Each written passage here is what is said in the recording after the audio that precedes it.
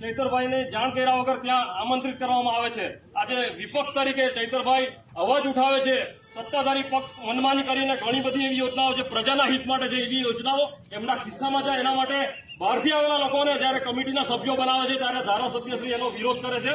ત્યારે ધારાસભ્યશ્રીને એવું કહેવામાં આવે છે કે અમારી સરકાર છે, તમારી થાય કે તોડી લેજો। અને આ બાબતમાં થોડું બોલાચાલી થાય છે, જેના માટે ધારાસભ્ય શ્રી ચૈતરભાઈ વસાવા પોલીસ સ્ટેશનમાં એમના વિરુદ્ધમાં ફરિયાદ આપવા જાય છે।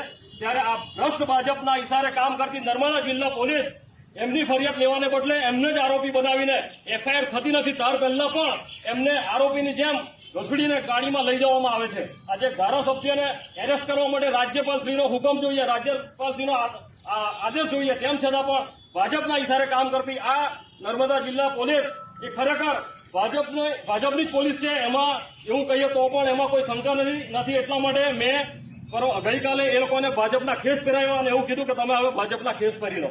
આથી આજે આપણે સૌ સમાજના લોકો અહીંયા એકત્રિત થયા છે। આવનાર દિવસોમાં અન્યાય સામે લડત લડવાની છે। અત્યારથી તૈયાર થઈ જવાનું છે। જ્યારે પણ અન્યાય થશે અમે કોઈના બાપથી ડરવાવાળા નથી।